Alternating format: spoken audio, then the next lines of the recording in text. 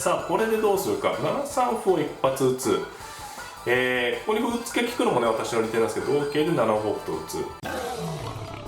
皆さんこんにちは。日本将棋連盟棋士七段の村中修司です。今回もですね将棋大勢実況対局の方やってまいりますので、ぜひぜひ最後までごゆっくりお楽しみください。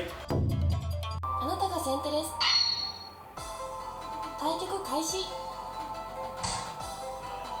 私の先手番ですね。私は7六2六で今回ね私居飛車をやっていきます。相手の方ね、4四歩だったので振り飛車か雁木系のね、居飛車か。さあまだ分かりませんね。4三銀なのでまだどちらか分からない感じです。2二飛車でしたね。ここで6八玉とうっかり上がっちゃうと2四歩と突かれて、困ってしまいます。この辺ね大盤でできればなと思います。5七銀と上がってね一回こうコビンをね防いでおくのがね、地味ながら大切なところです。で相手の方はどんどん王様をね寄ってきました。どうしましょう。私の方持久戦模様でいってみましょうかね。で5四銀、これはね6五銀と出てくる手を狙ってるんで油断ならない手ですね。6六銀で対抗してみましょうか。6六歩もあるとこですね。6六歩で対抗するか6六銀で対抗するか、どちらもあるとこですね。で私は王様寄って、でこの歩ついてね銀を追いましょうか。この5五歩を突かない指し方もあるとこなんでね、この辺りは本当にいろいろな指し方があるとこですね。はい。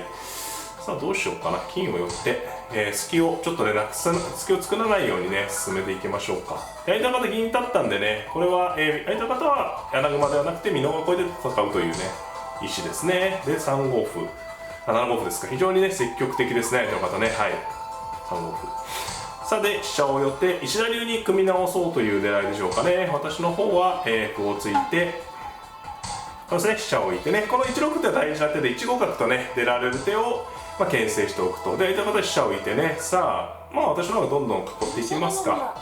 で相手の方は石田流に組んでね、穴熊の堅い形に組まれたんですけれども、振り飛車の一応ねさばきの理想形とされるね、石田流に組めたよっていうのが相手の方の主張でしょうね。この端をね受けない手もあるんですけど受けておきましょうか。さてどうしようかな。8六歩とついてこれね8四に角出てくる形が、一つ考えられるので、そうですねやっぱ出てきましたね。これでいつでも終えるようにしておくと、もうすぐついちゃおうかな。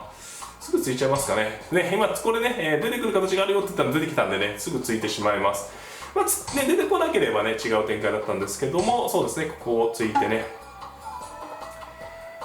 少しこう玉頭の方でね動いて、今6五歩もあったんでね少し穏やかな手順ですね。これ6八六に銀を引いて、そうですね5四歩ですか。で相手の方はね私の形がねこう偏ってるんでね、全体でね押しつぶしてしまおうという感じの構想でしょうね。いや難しいとこです。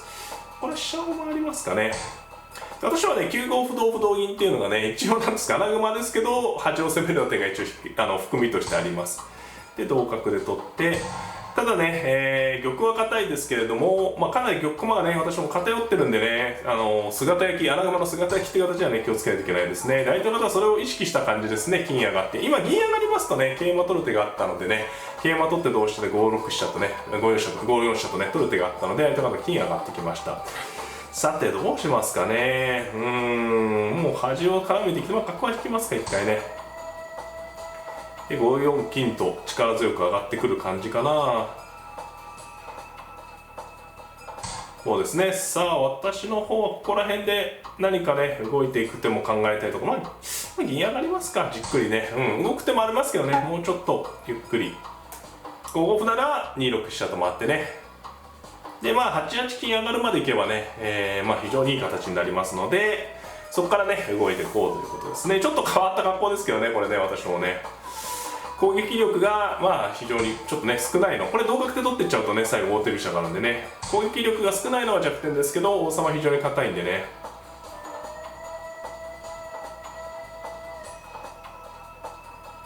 さあどうですかね。これはね非常に歩ですか。これはもうさばき合いですね同飛車で。これだともうお互い私の方もね引くに引けない感じで、そうですねさばき合って穴熊硬いんですけど振り飛車もねしっかりしてるよっていうのが相手の方は主張でしょうか。なるほどなるほど。これは飛車を打ちますね。でこれ桂馬を一回逃げてくるから逃げてきましたね桂馬ね。私の方も桂馬を一回一発逃げる手はあるんですが、香車を取って桂馬を取って、もうそこで何か攻めていく手があればね、それをやっていきたい感じもありますね。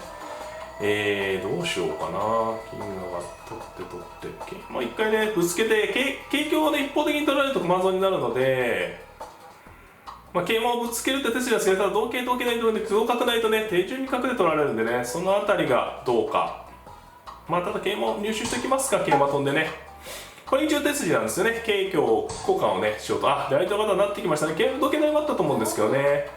さてこれで私の方は香車を取って、相手の方もね多分香車を取って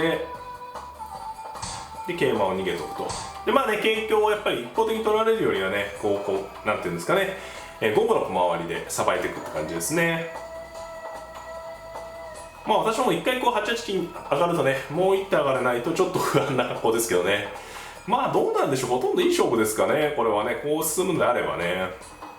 前と方の高めのも非常にいい格好なんでね、はい。成桂香して、これ角をここで出てこようっていうイメージでしょうかね。まあこれは金上がります。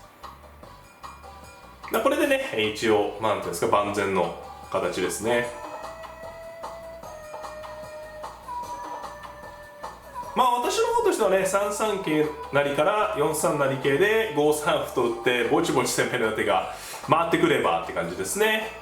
で相手の方もね今成桂引いたんですけど、寄って使っていく手もあったんですけど、ちょっと穴熊相手に遠いとね判断されたのかもしれないですね。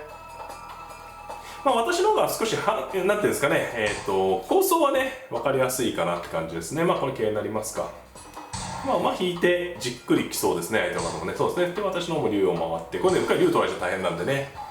さてこれでどうかですね。非常に相手方も美しい形で、私の方も角ですけど、これ馬なら言うことないですけども、角でも十分硬い囲いなんで、さあどうかですね。一つは6五金と出て、7六香みたいなことを狙ってくるような手は考えられますね。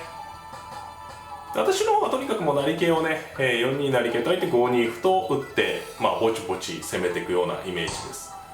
竜ですか。これは成桂入りますね。これでね5二歩と打ってね、ぼちぼちいくのが楽しみですね。さあ馬を引いてきました。歩を垂らせば絶対こう銀桂交換にはなりそう、駒得になりそうな感じですね。それをやってしまってますし、歩を打ってこじ開けに行く手もある。ただね、5二歩という手がなくなっちゃうんでね。さあどうしようかな。一回歩を打って同銀同成桂同、またね多分相手の方は清算してゆっくり誘うってことだと思うんでね、どうするか。角を行きたいんですけど、角を行くと歩をついてくるかな。ただそれ同角みたいな手もあるかな。いやちょっと迷いますね。ここは考えますね。歩を打って角引いて、あと玉頭に行く手もあるんでね、この辺りはちょっと迷うところですね。香車をねいいところに打てればいいんですけど、5九香だと6五桂と打たれちゃうかな。難しい。ちょっと迷いますね。垂らしたいんですけどね。垂らして同銀。一回垂らしてみますか。おそらく同銀なんでね。駒をこう同銀で。そうですね。さあ、これでどうするか。7三歩を一発打つ。ここに歩っつけ効くのもね、私の利点なんですけど、同桂で7五歩と打つ。ちょっと駒が足んないかな。同成桂同馬で歩をついて歩を打って。玉といきますか。いよいよね。これはもう、このね中央玉頭の厚みからどんどんね攻めていくイメージです。これはもう一気にね攻めて、6六にね角が出れるのが一応私の方は狙いであるので、これ香車打っちゃうか迷いますね。同銀香車打ってしまう手もあるし、同銀もあるし、いや同銀かな。いや迷います。ちょっともうここは慎重にしますね。香車打つ手もあるんでね、同銀にしますか。これでね、叩いたり垂らしたりする手がねあるんでね。で相手の方も一応これ3五桂とね、7五桂とね打つ手があるんで、で歩ですか。これねただ角出があるんでね、ここで角でいっちゃおうかな。そうですね、ここで角出が一応この角出がね奥の手だったんですよね、竜取りで。どうしようかな。歩を叩いて、さあこれねそろそろかなり先まで読める感じになってきたんで読んでいきたいですね。同銀だと歩を打って歩を打って同桂同桂成同銀、叩いて同銀で銀を出ると同銀同角で香車を打ってくる。いやどうなんだろうか。それで6三銀とか打って一気にいけるかどうか、ちょっとね悩みますね。同銀で歩打って歩を打って同桂同桂成同桂で桂馬を打つ手もある。いやどうするか。ちょっと考えますね。こう叩きますか、一発ね、王手でね。もうこれがね、同玉なら、8四銀と出れるのがこの角出の効果です。で、同銀と。で、同銀、8四銀、同銀、同角は8三香とね、打とうっていうのは相手方の狙いだと思うんで、そこで竜をバサッといって銀を打って決まってるかどうか、すごい激しいですけどね。行ってみますか、それね。ちょっと一気に寄るかどうか勝負かけてみますかね。同角でおそらく香車を打ってくると思うんですよね。歩じゃちょっとね形が弱いんで香車なんで、その時にそうですよね、この時に行ってみますかね。穴熊なのでということでバッサリいって、さあ銀を打ってね、さあ一気の食いつきですね。さあこれで決まるかとねまあ竜が効いてて香車も効いてくるんですけどね、一応今んとこ深いんでね、これでならずで取っといて、次ね7一角からのね、詰めろがかかってますね、相手の様にね。で私の今のところ一瞬王手がかからない格好なので、さあこれでねどうか決まってるかどうかってとこですね。はい、まあ、こういう手がね効くのがまあ穴熊の魅力といえば魅力ですよね。こう竜普通ねこんないっぺんに駒何枚も渡したらね非常に危ないことになるんですけれども、で1七角と打ってきました。ただこれはちょっと薄い受け方ですね。これはね詰みはないかもしれないですけど、まあ玉の腹から銀を打てが一番いいですかね。角打つ手もあるんですよね。角打った詰めの金取りです。銀もきついですね。これ受けが相当難しい格好ですね。はい、これはねちょっと受けが銀打ちですか。これは歩を打っていけば大体詰みの格好ですね。歩を打ってばらして、そうですね2七歩、8三歩と打って、まあこれはどうやら、決まりましたね。穴熊の猛攻が。はい、王様かわすのは金打ちですね。1七玉も9三玉も8二角なので同銀なんですけど、同銀成と取ってですね。これで、同じようにね角金金持ってますので、まあ銀を打つのが一番いいかな。銀を打ってそうですね、この時にまあいろいろ詰みあるんですけど、この時が一番綺麗ですかね。角をこう捨ててね、まあ同玉に頭金と。いや、ありがとうございました。お疲れ様でした。ありがとうございました。はい、いかがだったでしょうか。今回もですね将棋大勢実況対局の方やってまいりました。まあ、戦型がね相手方の振り飛車に対して私の方が居飛車穴熊ということで完封されそうな形とね紙一重、まあ穴熊硬いんですけど攻撃力がねない形になってしまったので、硬さがね生きるかどうかちょっとヒヤヒヤものだったんですけれども、まあ途中から決戦になりましてね、最後こう玉頭からね序盤に最初に築いておいた厚みをね生かしてねうまくすることができて勝ったという内容でした。この将棋の詳しい解説は解説戦の方でご覧いただければなと思っております。